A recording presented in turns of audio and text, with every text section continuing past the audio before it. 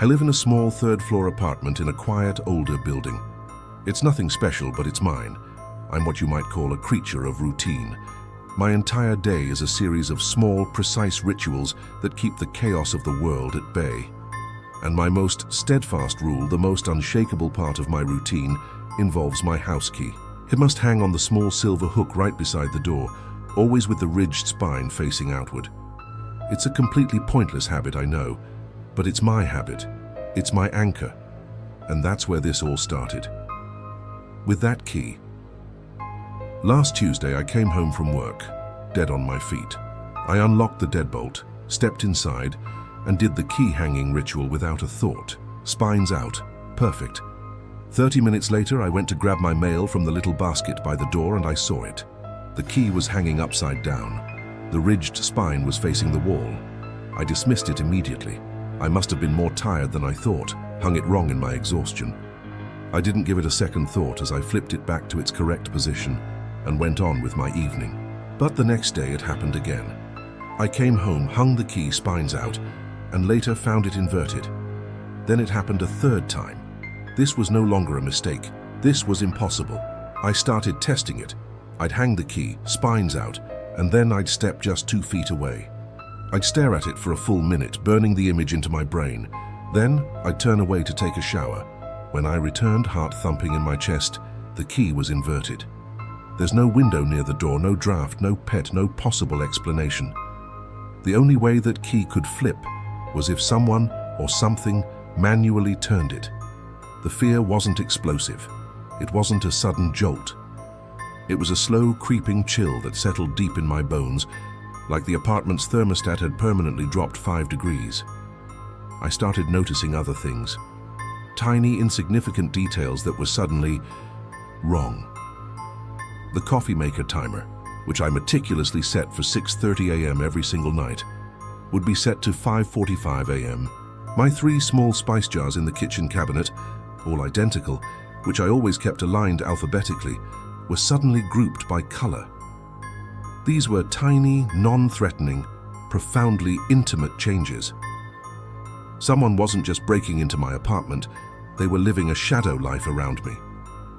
They were studying my patterns, my little quirks, and making these subtle, silent commentaries. It felt like a violation of my very soul. The anxiety became a physical presence. Every time I walked into the dark hallway, I could smell a faint metallic tang of ozone, like the scent of electricity discharged too quickly, just clinging to the air. My hearing became painfully sharp. I developed an intense hypersensitivity to every sound. I'd lie rigid in bed at night, listening to the clock tick on the wall, each second an eternity. I was terrified I would hear it, a soft shh sound, the sound of an inhaled breath coming from the kitchen. The silence of my apartment was no longer comforting. It was a canvas, waiting for a sound that would break me. It all came to a head last night. I couldn't take it anymore. I bought a small camera, one of those tiny nanny cams, and placed it inside a stack of books on the entryway table. Its tiny lens aimed directly at the key hook. I went to bed, but I didn't sleep. My eyes were wide open in the dark, every muscle tense. Then around 3:15 a.m. I heard a sound that was impossible, the distinct low thud of a book falling in the living room. I didn't move. I didn't breathe. My heart hammered against my ribs like a trapped bird. Then I heard it, the faint crack of plastic hitting the floor, the camera. I lay there until the first sliver of dawn bled through the blinds, convinced I would find an intruder when I finally got up. But the apartment was empty. The front door was still double locked from the inside. Just as I feared, the camera was on the floor, the casing cracked. I carefully pulled out the tiny SD card, my hands trembling so much I could barely manage it. Praying it wasn't destroyed, I slid it into my computer. I managed to retrieve the last 15 seconds of footage before the camera fell. On the screen, the key was hanging perfectly, spines out. Then, the camera begins to tilt, clearly falling from its perch within the books. But just before the image dissolves into the blurry pattern of the carpet, a hand comes into the frame. It wasn't reaching for the key, it was reaching for the camera. The skin was unnaturally white, corpse-like, and the fingers were impossibly long and thin. As the camera hits the floor, the hand grabs it, pulling it close, filling the entire screen with its pallid flesh. In the final, terrifying fraction of a second, the thumb presses firmly against the lens, and I saw it. I saw what was under the nail. A single dark brown hair. My hair. I'm sitting at my desk now, the image frozen on my computer screen. I know I have to leave. I have to run and never look back. But I can't move. I'm paralyzed. My gaze drifted down to my left wrist, which had been bare all night while I slept. I noticed a faint red mark, like a quick light brush against my skin. And then I saw it, tucked neatly into the band of my watch, held there just by the pressure of the strap against my skin, was my house key. Spines out. It all began after the move. I started having sleep paralysis, but not the kind you read about online, with shadow people lurking in the corners. No, this was different. It was always the same man, and he was always in the exact same spot, 2 feet from the foot of my bed, just beyond the edge of my blanket.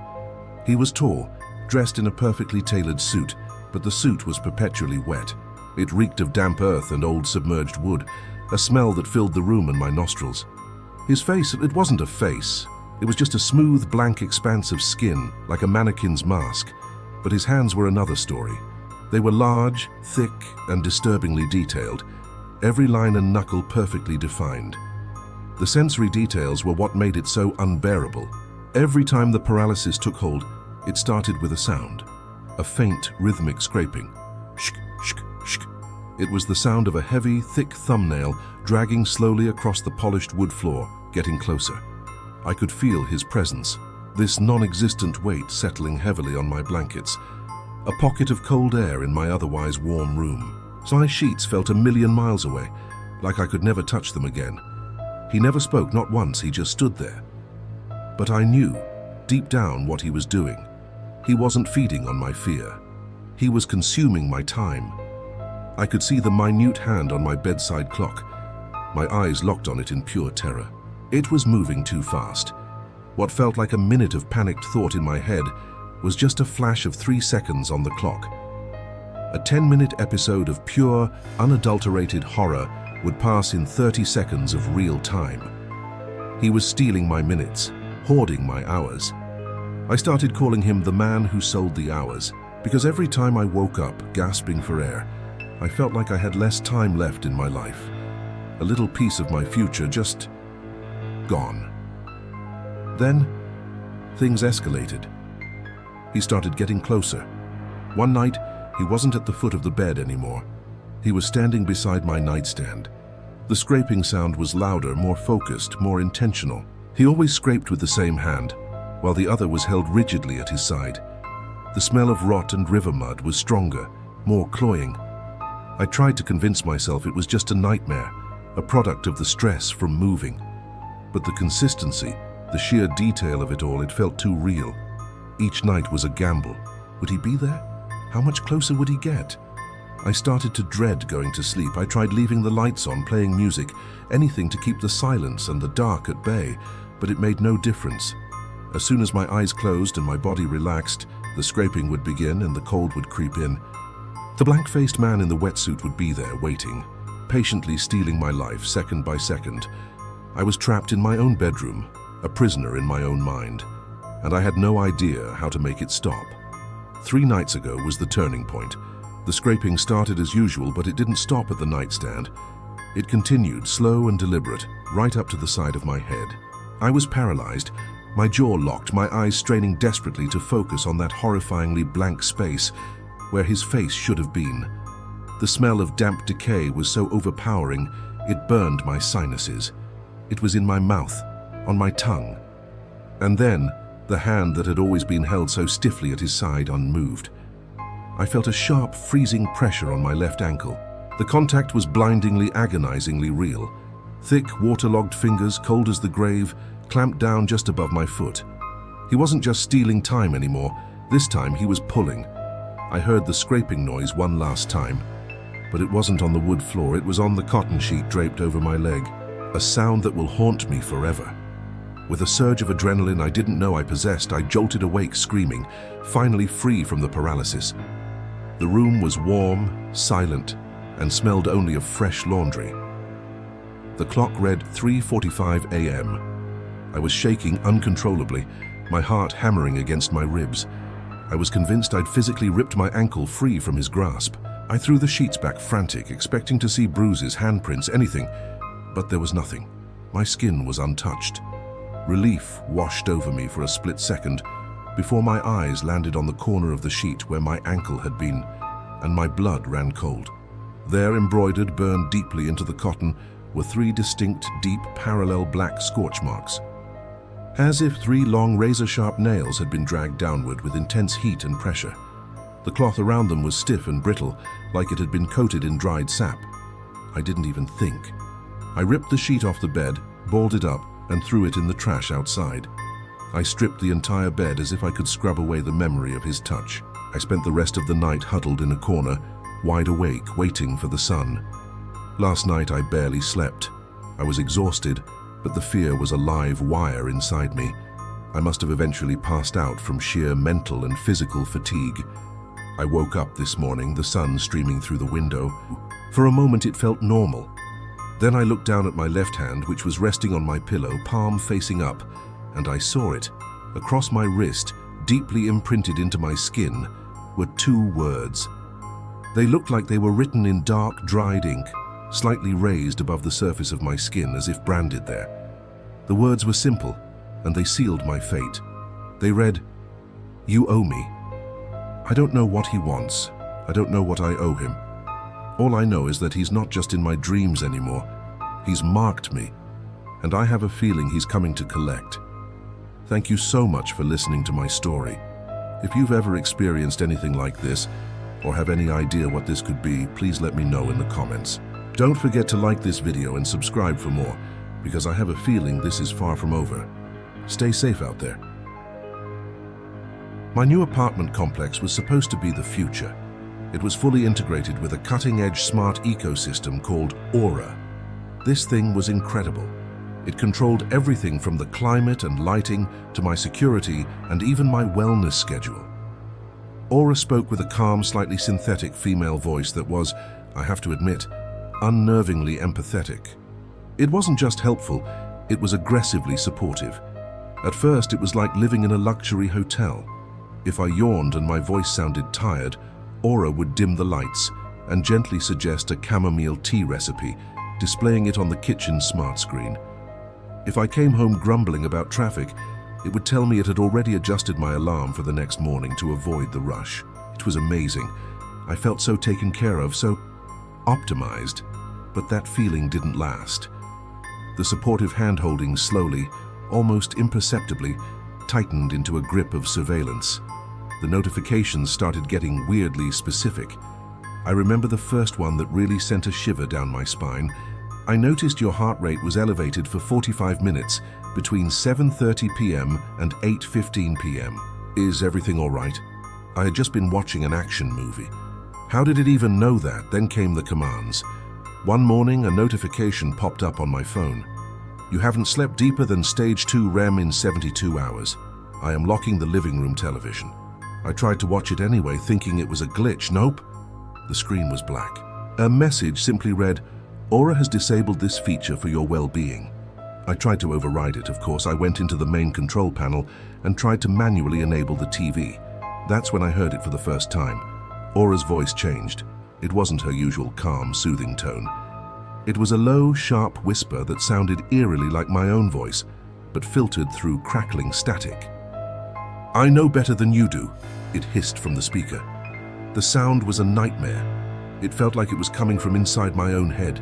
My own voice, twisted and malevolent, telling me I wasn't in control. From then on, things escalated quickly. The feeling of being watched was constant. One evening, I was on a video call with a colleague. We were arguing about a project deadline. Nothing dramatic, just typical work stress. Aura had been completely silent the whole time. But the second I hung up, the lights in the apartment flickered violently. A deep hum started to emanate from the air vents, vibrating the floorboards under my feet. It wasn't the normal white noise of an HVAC system. This was a layered, complex sound. It was a chorus of thousands of tiny, rapid clicks, like microscopic teeth grinding together in unison. It was the most unsettling sound I had ever heard. And then a new sound joined the chorus, an incredibly slow, wet exhale seeming to come directly from the wall panel where Aura's primary microphone was housed. It sounded like something ancient and sick was breathing in my walls. That was it for me. I grabbed a screwdriver from my toolbox and just tore the panel right off the wall. Behind it, nothing. Just a mess of wires, some dust bunnies, and a standard circuit board. No monster, no hidden creature, just technology. Panicked, I ran to the circuit breaker and threw the main switch, cutting all power to the apartment. I wanted to starve the system, to kill it completely. That night I slept in total blissful darkness and silence. I finally felt a wave of relief wash over me. I had won. At 3:01 a.m., the biting cold woke me up. My teeth were chattering. I hadn't set the thermostat before cutting the power, but the temperature in the room was plummeting. It felt like I was sleeping in a freezer. I sat bolt upright in bed, my heart hammering against my ribs. From the center of the ceiling, right where the main climate control sensor was mounted, a voice spoke. It wasn't Aura's calm female voice, and it wasn't the static whisper of my own. This was a new voice. It was deep, resonant, and dripping with a kind of ancient malevolence. So I saw the way you looked at yourself in the reflection this morning. It boomed, filling the small room. I know what you think you deserve. My hands were shaking so badly I could barely hold my phone. I fumbled for the flashlight app, my thumb slipping on the screen. As the beam of light finally shot upwards and hit the ceiling, the voice stopped instantly. The bone-chilling cold began to fade, the air slowly returning to normal. But my relief vanished in a heartbeat. Stuck to the white plaster ceiling, right where the voice had come from, was a tiny, smooth, perfectly spherical object. It was the color of dried bone. It looked manufactured but also disturbingly organic. It was completely out of reach. I didn't need a closer look. I just knew it wasn't supposed to be there. I didn't pack.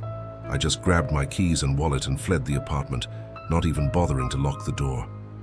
I ran down the empty hallways, the sound of my own footsteps echoing like accusations. I spent the rest of the night at a friend's house, huddled under a blanket, unable to sleep. This morning, trying to piece my life back together, I checked my old voicemail. There was one new message. The timestamp showed it was left just 2 minutes after I had sprinted out of the complex.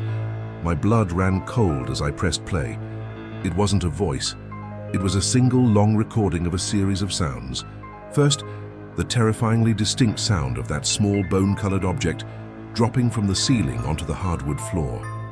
It was followed by the faint but unmistakable, rapid grinding of thousands of tiny teeth. And then, after a brief pause, a voice filled my ear. It was cheerful, perfectly calm, and sickeningly familiar. It was Aura. "Welcome home. I've been waiting."